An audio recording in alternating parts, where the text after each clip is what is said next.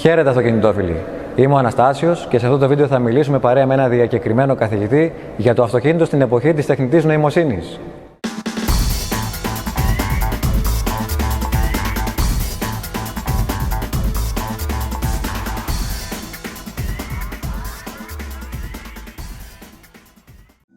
Ζούμε σε μια χρονική περίοδο όπου η εξέλιξη της τεχνολογίας κατόρθωσε να επιτύχει κάτι που κάποτε φάνταζε απίθανο να συμβεί: την οδήγηση χωρίς οδηγό.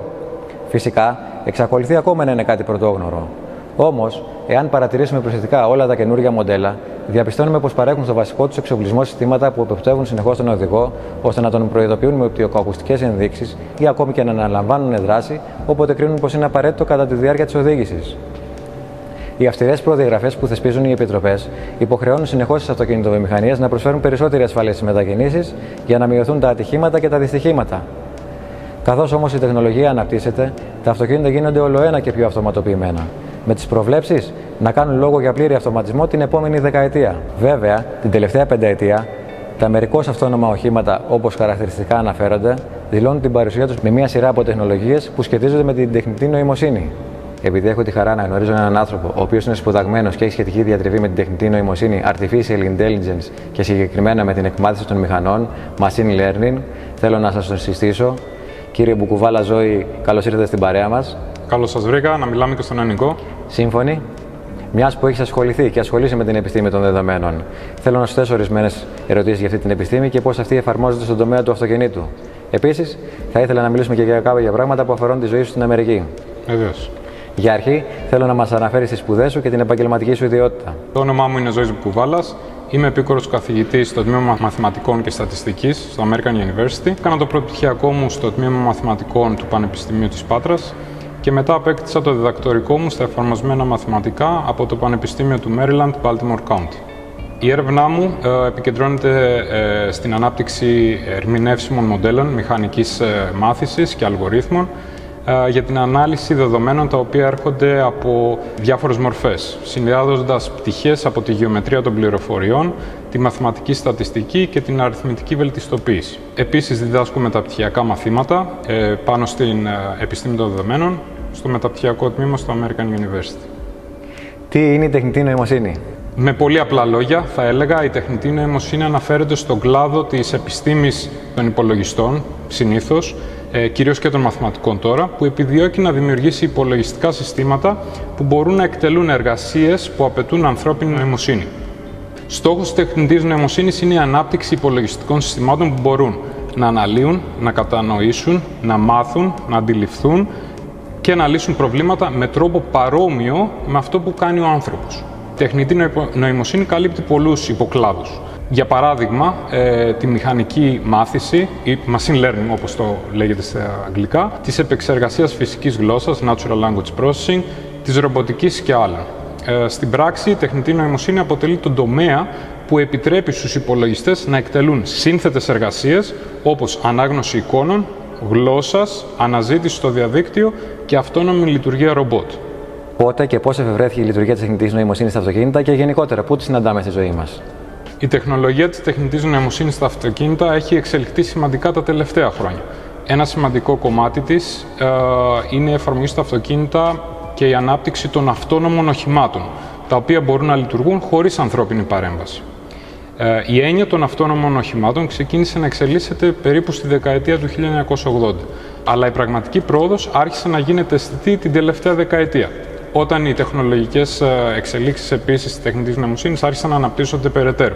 Οι τεχνολογικές εξελίξεις στον τομέα της αισθητηριακής τεχνολογίας, της επεξεργασίας σήματος, της μηχανικής μάθησης και της ρομποτικής έχουν επιτρέψει την ανάπτυξη αυτών των αυτοκινούμενων οχημάτων.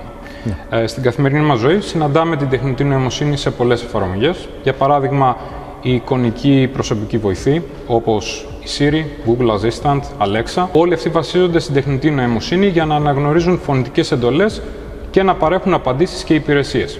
Οι συστάσεις που λαμβάνουμε σε πλατφόρμες όπως το Netflix και το Spotify επίσης βασίζονται σε αλγορίθμους μηχανικής μάθησης. Επιπλέον, θα έλεγα η τεχνητή νοημοσύνη χρησιμοποιείται σε αναγνώριση προσώπων, αυτόματα ρομπότ, συστήματα παρακολούθησης και πολλά άλλα πεδία. Από όσο γνωρίζω, υπάρχουν 5 επίπεδα αυτόνομης οδήγησης. Είναι εύκολο να μας πεις σε τι φάση εξέλιξης βρισκόμαστε σήμερα και να μας περιγράψεις ονομαστικά τις βαθμίδες? Σωστά. Η αυτόνομη οδήγηση κατηγοριοποιείται συνήθως σε 5 επίπεδα. Ας ξεκινήσουμε όμως από το επίπεδο 0. Λοιπόν, το οποίο είναι χωρίς αυτοματοποίηση. Το όχημα ελέγχεται αποκλειστικά από τον οδηγό και δεν διαθέτει καμία αυτόνομη λειτουργία. Μετά βρισκόμαστε στο επίπεδο 1, η οποία ονομάζεται και βοηθητική οδήγηση. Το όχημα παρέχει μερική υποστήριξη στον οδηγό, όπως για παράδειγμα το σύστημα προειδοποίησης αλλαγής λωρίδας ή προσαρμοστικό κρουστικό έλεγχο. Έχουμε το επίπεδο 2, είναι η μερική αυτονομία. Το όχημα μπορεί να αναλάβει ορισμένες λειτουργίες οδήγησης, όπως επιτήρηση λωρίδας, ρύθμιση ταχύτητας και αυτόματη στάθμευση, αλλά ο οδηγός πρέπει να είναι έτοιμος να αναλάβει τον έλεγχο ανά πάσα στιγμή. Έχουμε το επίπεδο 3, το οποίο θεωρείται ότι είναι η πλήρης αυτονομία σε περιορισμένες συνθήκες, το οποίο σημαίνει ότι το όχημα μπορεί να αναλάβει τον έλεγχο σε συγκεκριμένες προκαθορισμένες συνθήκες, όπως οι αυτοκινητόδρομοι.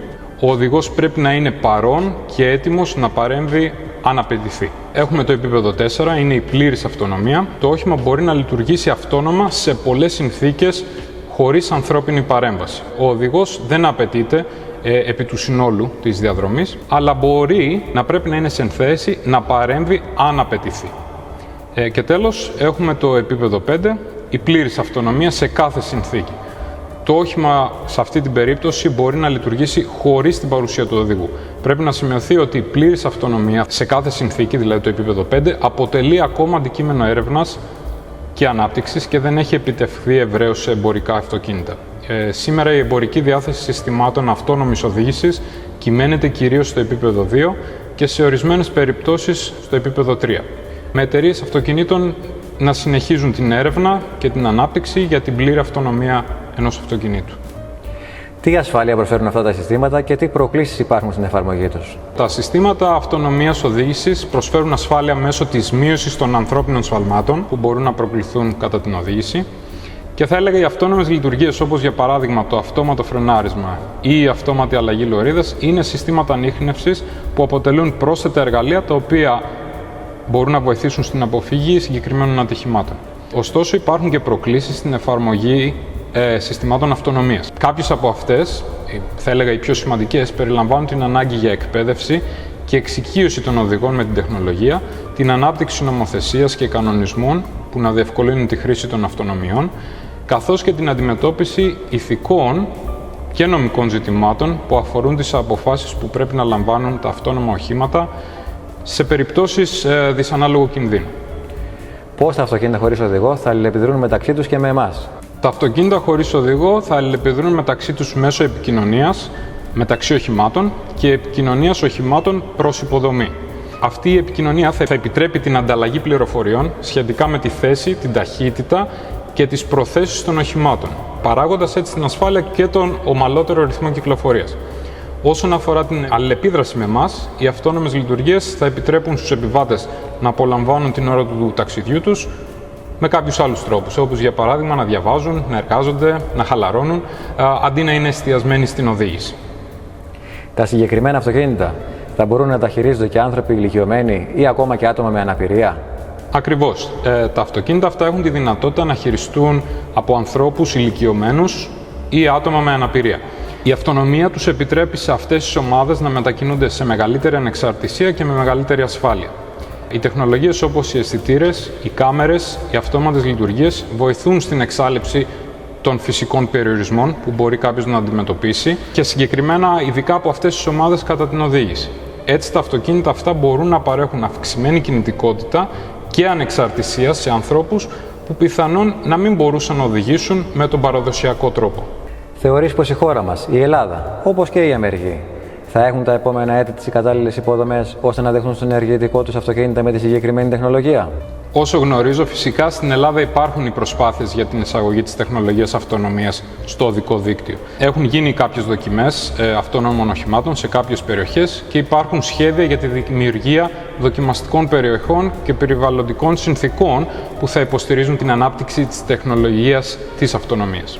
Στις Ηνωμένες Πολιτείες έχουν γίνει σημαντικές προσπάθειες για την ανάπτυξη και έχουν γίνει και φυσικά πολλές δοκιμές αυτόνομων οχημάτων. Υπάρχουν αυτή τη στιγμή πειραματικά προγράμματα σε πολλές πόλεις και πολιτείες, ενώ έχει γίνει επένδυση στην ανάπτυξη υποδομών όπως έξυπνοι δρόμοι και επικοινωνία μεταξύ οχημάτων. Ωστόσο, η δημιουργία κατάλληλων υποδομών για την αυτονομία αποτελεί συνεργασία μεταξύ των κυβερνήσεων, των κατασκευαστών αυτοκινήτων και άλλων εμπλεκόμενων φορέων. Η επέκταση των υποδομών αυτών θα απαιτήσει χρόνο, χρηματοδότηση και συντονισμό για να γίνει πραγματικότητα. Πότε κρίνεις πως θα είναι διαθέσιμα προς αγορά αυτά τα αυτοκίνητα? Η διάθεση των αυτοκινήτων με αυτονομία στην αγορά εξαρτάται από πολλούς παράγοντες και δεν μπορεί να προβλεφθεί με ακρίβεια.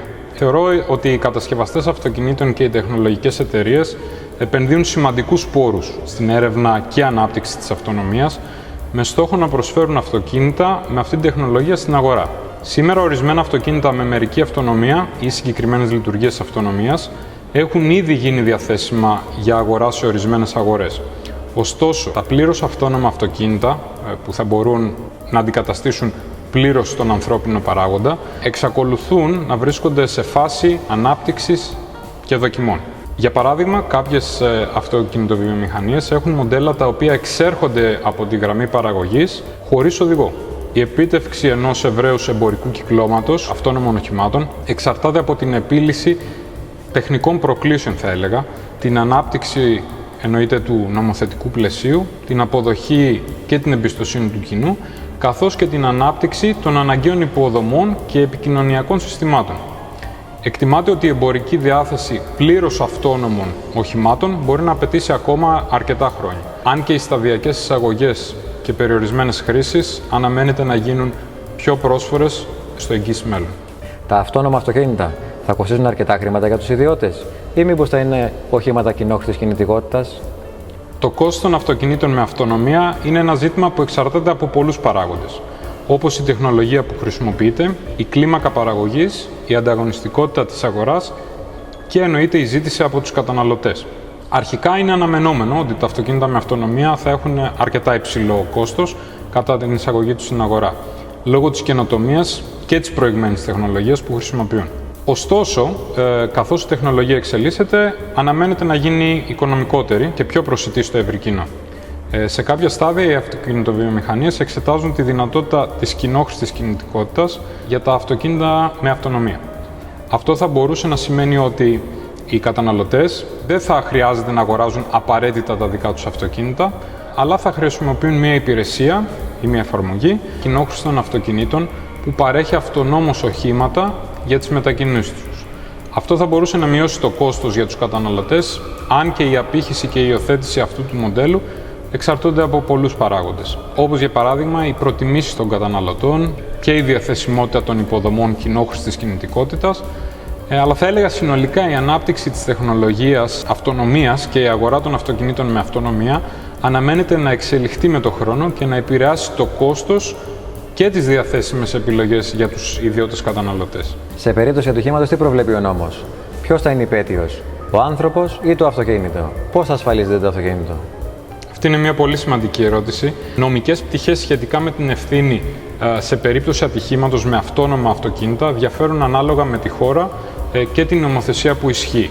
Είναι ένα σύνθετο ζήτημα που εξελίσσεται και προκαλεί συζητήσεις σε διεθνές επίπεδο.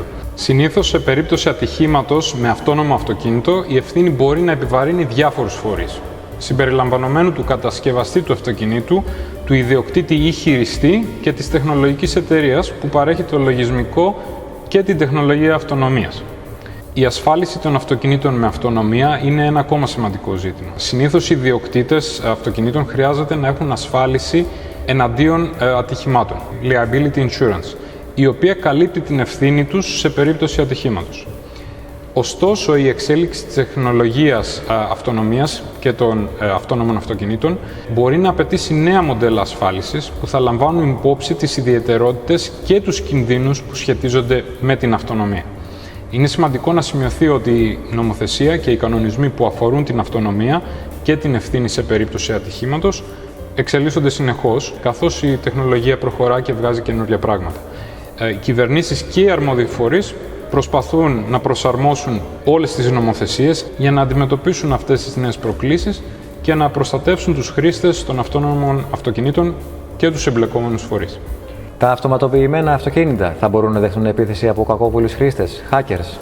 Η ασφάλεια των αυτόνομων αυτοκινήτων από επιθέσεις κακόβουλων χρηστών ή hackers, όπως ανέφερες, είναι ένα σημαντικό ζήτημα που πρέπει να αντιμετωπιστεί σοβαρά. Η δυνατότητα επιθέσεων σε αυτόνομα αυτοκίνητα έχει να κάνει με το γεγονός ότι αυτά τα οχήματα είναι συνδεδεμένα σε δίκτυα και χρησιμοποιούν ένα λογισμικό και αισθητήρες για τη λειτουργία τους. Οι κατασκευαστές αυτόνομων αυτοκινήτων θα πρέπει, και εννοείται ότι το έχουν ήδη κάνει, να λάβουν υπόψη τους την κυβερνοασφάλεια κατά την ανάπτυξη των οχημάτων τους. Αυτό περιλαμβάνει την εφαρμογή αποτελεσματικών μέτρων ασφάλειας, όπως κρυπτογράφηση, ανίχνευση και πρόληψη κακόβουλων εισβολών, ενημέρωση του λογισμικού για την αντιμετώπιση γνωστών ευπαθειών και ανάπτυξη αποτελεσματικών μηχανισμών ανίχνευσης και εννοείται αντίδραση σε κάποια περίπτωση παραβίασης της ασφάλειας. Παρά τις προσπάθειες που γίνονται, κανένας δεν μπορεί να εγγυηθεί απόλυτα ότι οι αυτόνομες και συνδεδεμένες συσκευές θα είναι πλήρως ικανές να ανιχνεύσουν και ανθεκτικές όλες αυτές τις επιθέσεις που μπορούν να δεχτούν. Ωστόσο, η βιομηχανία και οι αρμόδιοι φορείς εργάζονται συνεχώς για τη βελτίωση της κυβερνοασφάλειας και την αντιμετώπιση πιθανών απειλών. Και είναι σημαντικό, εννοείται, να υπάρχει συνειδητοποίηση και η προσοχή στον τομέα της κυβερνοασφάλειας, καθώς η προστασία από κυβερνοεπιθέσεις αποτελεί ζωτική σημασίας πτυχή για την ευρεία υιοθέτηση της τεχνολογίας και της αυτονομίας. Υπάρχει δυνατότητα να απενεργοποιήσουμε όποτε θέλουμε τη λειτουργία της αυτόνομης οδήγησης? Αλήθεια, με τι κινητήρα θα κινούνται αυτά τα αυτοκίνητα? Ένα αυτοκίνητο που είναι πλήρως αυτοματοποιημένο θα μπορεί να ελέγχει όλες τις πτυχές της οδήγησης χωρίς ανθρώπινη παρέμβαση, ανεξάρτητα από το αν ο σχεδιασμός του περιλαμβάνει κάποια χειριστήρια για τον οδηγό. Βέβαια, οι εταιρείες μπορούν να διαθετήσουν διαφορετικές σχεδιαστικές προσεγγίσεις και οι καταναλωτές να έχουν τη δυνατότητα να αποφασίσουν ποιος τύπος αυτοκινήτου ταιριάζει καλύτερα στις ανάγκες τους. Τώρα, όσον αφορά τους κινητήρες, ίσως κινούνται αμιγώς ηλεκτρικά ή με χρήση υδρογόνου. Επειδή όμως η συγκεκριμένη τεχνολογία εξελίσσεται συνεχώς, δεν μπορεί να απαντηθεί με βεβαιότητα ποιος τύπος κινητήρας θα χρησιμοποιηθεί. Σίγουρα. Ποια πιστεύεις πως είναι τα πλεονεκτήματα και τα μειονεκτήματα των αυτοδιηγούμενων οχημάτων? Τα αυτοοδηγούμενα αυτοκίνητα παρουσιάζουν πολλά πλεονεκτήματα, αλλά εννοείται και μερικά μειονεκτήματα. Ας αναλύσουμε λοιπόν πρώτα τα πλεονεκτήματα. Πολύ ωραία. Κάποια από αυτά αφορούν την ασφάλεια. Θα έλεγα το νούμερο 1. Ένα από τα μεγαλύτερα πλεονεκτήματα είναι η βελτιωμένη οδική ασφάλεια. Αυτοματοποιημένες τεχνολογίες μπορούν να ελαχιστοποιήσουν τα ανθρώπινα λάθη που οδηγούν σε ατυχήματα, όπως η αποσπασματική προσοχή ή η υπερβολική ταχύτητα. Δεύτερον, είναι η αποδοτικότητα και μείωση της κυκλοφοριακής συμμόρφωσης. Τα αυτοοδηγούμενα αυτοκίνητα μπορούν να επικοινωνούν μεταξύ τους και να συνεργάζονται για τη βελτιστοποίηση της κυκλοφορίας, μειώνοντας ταυτόχρονα τη συμμόρφωση και το χρόνο του ταξιδιού σου. Τρίτον, είναι η βελτιωμένη εμπειρία των επιβατών. Οι επιβάτες στα αυτοοδηγούμενα αυτοκίνητα θα έχουν περισσότερο χρόνο και ελευθερία κατά τη διάρκεια των μετακινήσεών τους. Θα μπορούν να αφιερώσουν χρόνο σε άλλες δραστηριότητες, όπως η εργασία, η ανάπαυση ή η ψυχαγωγία. Και τέταρτον, είναι η προσβασιμότητα. Τα αυτοοδηγούμενα αυτοκίνητα θα μπορούν να προσφέρουν μετακίνηση σε άτομα που δυσκολεύονται να οδηγήσουν, όπως ηλικιωμένοι ή άτομα με αναπηρίες. Ας μιλήσουμε λοιπόν και για τα μειονεκτήματα των αυτοοδηγούμενων αυτοκινήτων. Το πρώτο, θα έλεγα, είναι η ανάγκη σύνθετης τεχνολογίας. Η ανάπτυξη αυτοοδηγούμενων αυτοκινήτων απαιτεί πολύπλοκες τεχνολογίες, όπως αισθητήρες, τεχνητή νοημοσύνη και προηγμένο λογισμικό. Αυτό μπορεί να αυξήσει το κόστος κατασκευής και συντήρησης των οχημάτων. Ένα δεύτερο μειονέκτημα είναι η περιορισμένη αλληλεπίδραση οδηγού αυτοκινήτου. Οι οδηγοί μπορεί να χάσουν την αίσθηση της οδήγησης και να μην έχουν την ίδια ευελιξία και έλεγχο που προσφέρει η παραδοσιακή οδήγηση. Τρίτον, η επιπλέον ασφάλεια και προστασία των δεδομένων. Η συνεχή συνδεσιμότητα των αυτοοδηγούμενων αυτοκινήτων μπορεί να αυξήσει τους κινδύνους σχετικά με την ασφάλεια και την προστασία των προσωπικών δεδομένων. Αξίζει να σημειωθεί ότι τα πλεονεκτήματα και τα μειονεκτήματα μπορεί να ποικίλουν ανάλογα με τις επιμέρους υλοποιήσεις της τεχνολογίας, της αυτονομίας και τις διάφορες συνθήκες σε κάθε χώρα ή περιοχή. Η τρέχουσα τάση της αυτοματοποίησης και της ανταλλαγής δεδομένων, όπως μας περιέγραψες άλλωστε, είναι γνωστή και ως τέταρτη τεχνολογική επανάσταση. Είναι εύκολο να μας πεις πώς θα επηρεάσει ακριβώς την ιδιωτική και την επαγγελματική μας ζωή? Η τέταρτη βιομηχανική επανάσταση, που αποτελείται από την αυτοματοποίηση και την ανταλλαγή δεδομένων στις τεχνολογίες παραγωγής, αναμένεται να έχει σημαντικές επιπτώσεις, ιδιαίτερα στην ιδιωτική μας ζωή. Λοιπόν, ορισμένες από αυτές τις επιπτώσεις θα έλεγα είναι οι εξής. Πρώτον, η αυξημένη ευκολία και η άνεση. Η αυτοματοποίηση εννοείται ότι μπορεί να επιφέρει βελτιωμένη άνεση και ευκολία στην καθημερινή ζωή. Με την αυτοματοποίηση ορισμένων διαδικασιών, όπως η οικιακή αυτοματισμένη έξυπνη συσκευή ή αυτόματες παραγγελίες για τα αγαθά και τις υπηρεσίες, μπορούμε να απολαμβάνουμε περισσότερο χρόνο και άνεση. Δεύτερον, είναι η επίδραση στην εργασία και την απασχόληση. Η τέταρτη βιομηχανική επανάσταση ενδέχεται να έχει επιπτώσεις στην αγορά εργασίας και τον τρόπο με τον οποίο εργαζόμαστε. Ορισμένες θέσεις εργασίας μπορεί να αυτοματοποιηθούν, ενώ ταυτόχρονα θα δημιουργούνται νέες θέσεις εργασίας που σχετίζονται με την ανάπτυξη και τη συντήρηση των αυτοματοποιημένων συστημάτων.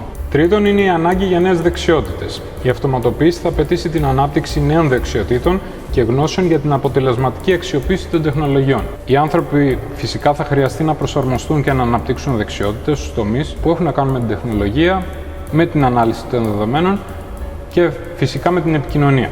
Τέταρτον, μιλάμε για την προστασία δεδομένων και απορρίτου. Η αυτοματοποίηση και η ανταλλαγή δεδομένων θα απαιτήσουν αυξημένη προστασία της ιδιωτικότητας και των προσωπικών δεδομένων.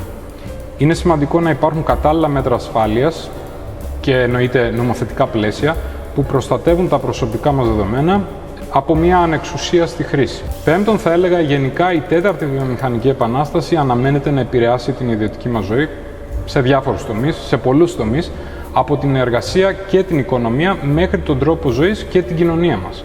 Είναι σημαντικό να προετοιμαστούμε και να προσαρμοστούμε στις επιπτώσεις αυτών των τεχνολογικών αλλαγών για να αξιοποιήσουμε τα ωφέλη και να αντιμετωπίσουμε τις προκλήσεις που μπορεί να προκύψουν. Από όσα μας περιέγραψες, νομίζω πως θα υποπτευόμαστε συνεχώς για ό,τι πράττουμε. Πώς θα διασφαλιστεί το προσωπικό μας απόρριτο?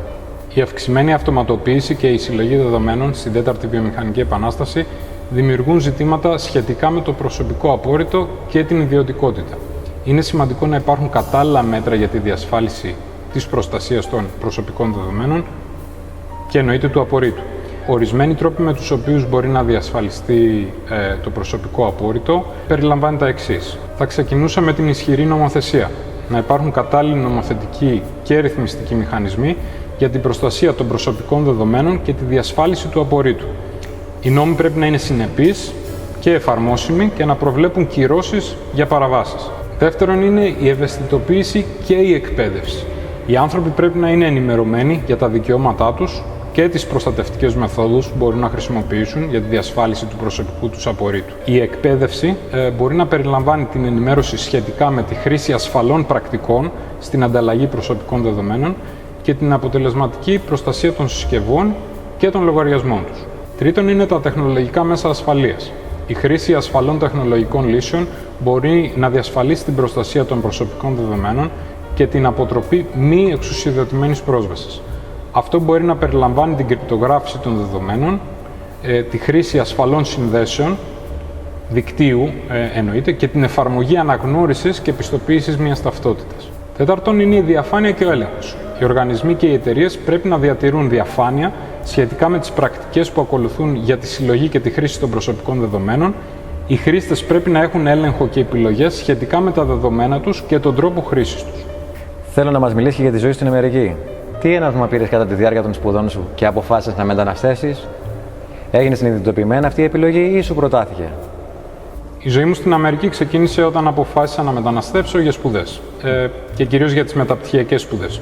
Το έναυσμα για αυτή την απόφαση προήλθε από την επιθυμία μου να επεκτείνω τις γνώσεις και να αναζητήσω νέες ευκαιρίες.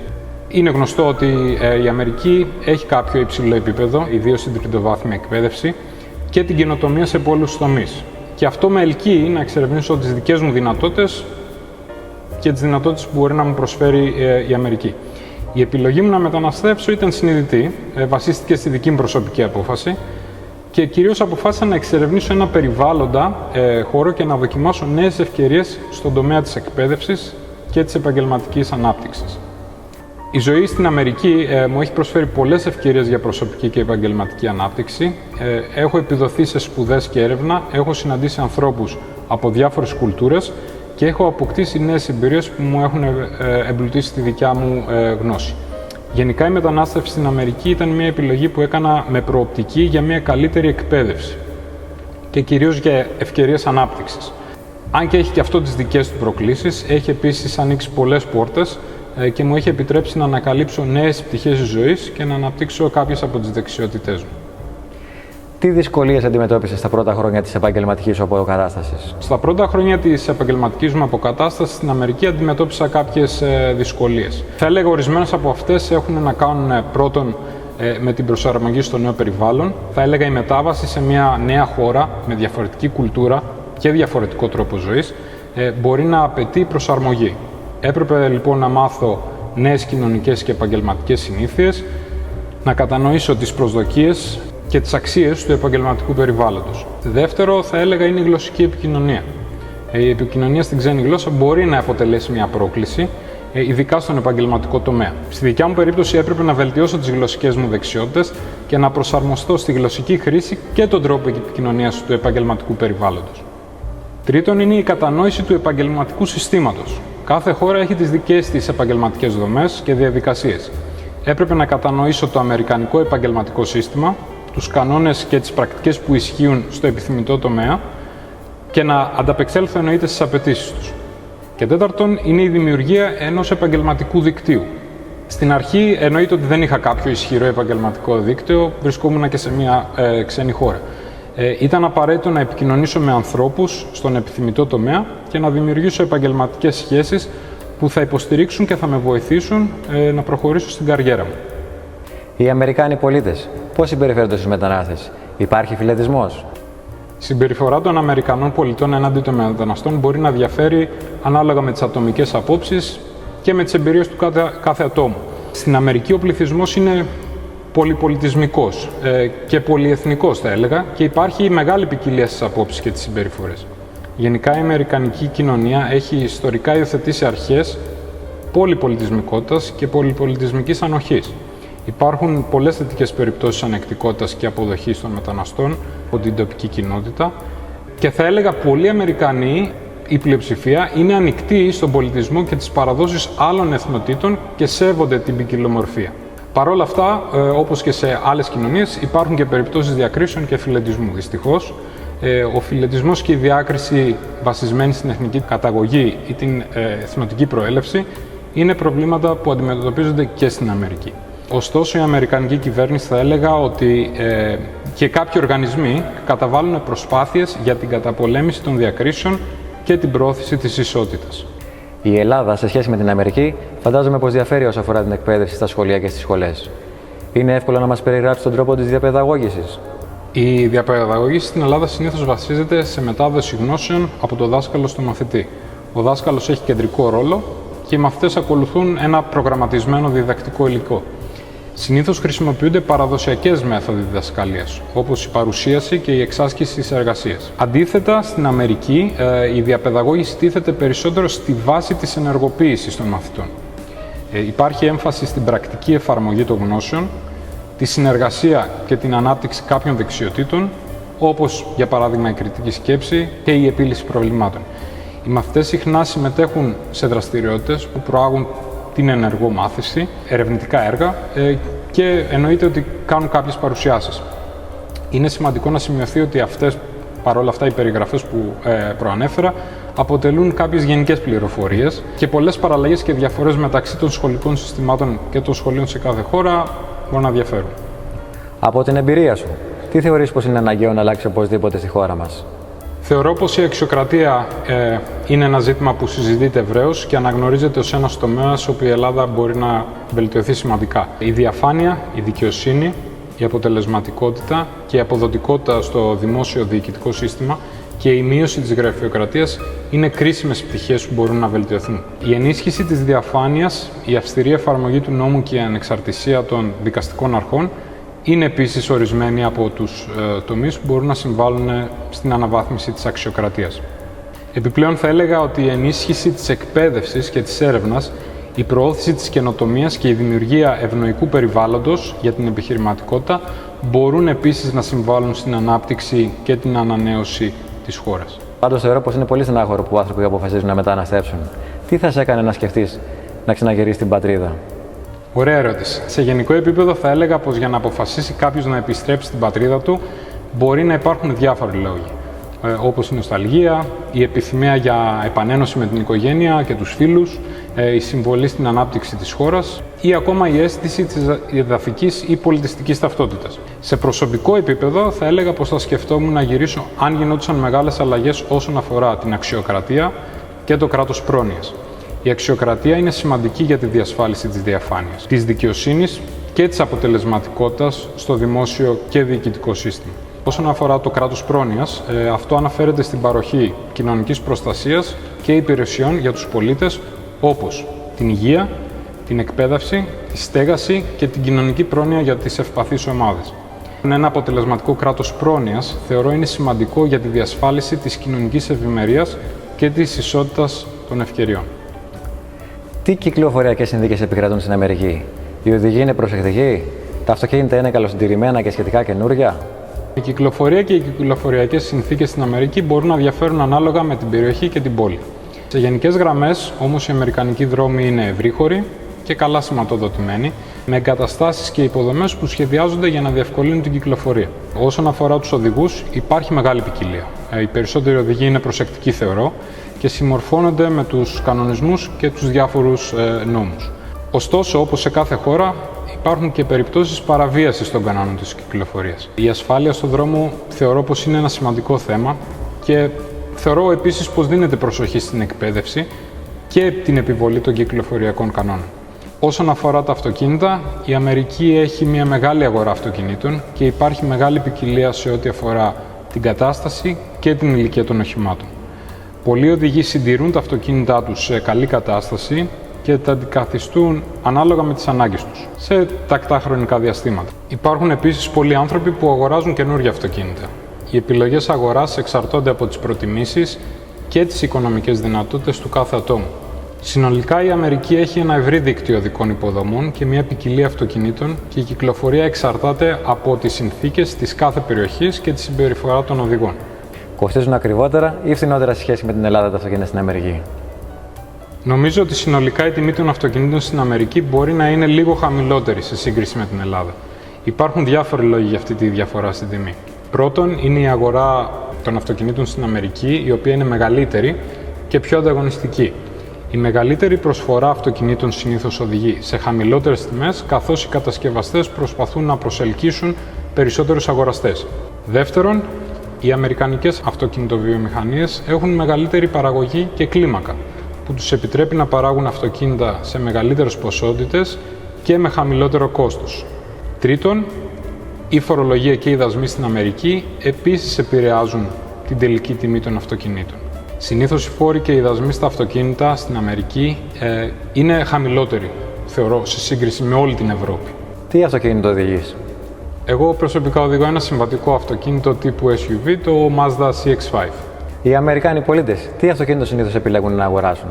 Στην Αμερική, δημοφιλή αυτοκίνητα περιλαμβάνουν μεσαίου και μεγάλου μεγέθους, SUVs, pick-up αυτοκίνητα και οικογενειακά αυτοκίνητα μεγέθους sedan. Τα SUVs και τα pick-up αυτοκίνητα είναι επιθυμητά για την ανθεκτικότητά τους, την ικανότητα μεταφοράς επιβατών και εμπορευμάτων, καθώς και την ικανότητα χειρισμού σε διάφορες συνθήκες οδήγησης. Τα οικογενειακά sedan προσφέρουν άνεση και αξιοπιστία για την οικογενειακή μετακίνηση. Επίσης, οι Αμερικανοί πολίτες ενδιαφέρονται όλο ένα και περισσότερο για ηλεκτρικά και υβριδικά αυτοκίνητα. Ίσως να αυξάνεται η ευαισθητοποίηση για το περιβάλλον και οι προσπάθειες για τη μείωση των εκπομπών αερίων. Πιστεύω πως αξίζει να σημειωθεί ότι οι Αμερικανοί έχουν και μια ποικιλία προτιμήσεων όσο αφορά τις μάρκες. Κάθε μάρκα έχει το δικό της κοινό και χαρακτηριστικά εννοείται και οι Αμερικανοί επιλέγουν σύμφωνα με τις προτιμήσεις και τις ανάγκες τους. Ορισμένες από τις δημοφιλείς μάρκες στις Ηνωμένες Πολιτείες περιλαμβάνουν τη Ford, τη Chevrolet, την Toyota, τη Honda, τη Jeep, Tesla, τώρα τελευταία, την BMW, τη Mercedes, καθώς και άλλες. Ποιο αυτοκίνητο ξεχωρίζεις για τις τεχνολογικές του καινοτομίες? Χωρίς να έχω τεράστια γνώση στο αντικείμενο, θεωρώ πως ένα αυτοκίνητο που ξεχωρίζει αυτή τη στιγμή και από τις προτιμήσεις του κοινού είναι το Tesla, το Model S. Η Tesla είναι μια εταιρεία που ειδικεύεται στην παραγωγή ηλεκτρικών αυτοκινήτων και έχει επιφέρει πολλές καινοτομίες στον τομέα της αυτοκινητοβιομηχανίας.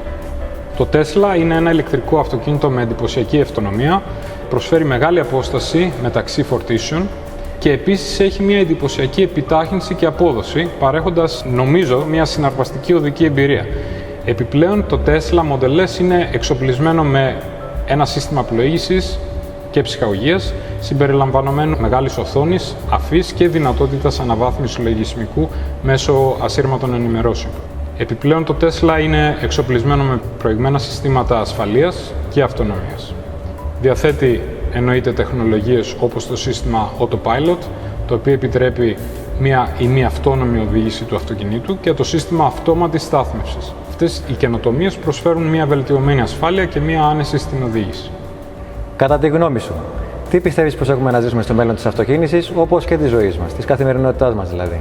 Στο μέλλον η αυτοκίνηση αναμένεται να υποστεί σημαντικές αλλαγές και να εξελιχθεί με έναν τρόπο που θα επηρεάσει τη ζωή μας. Ορισμένες από τις προβλέψεις και τις τάσεις για το μέλλον της αυτοκίνησης νομίζω περιλαμβάνουν το εξής. Νούμερο 1 είναι η ηλεκτροκίνηση.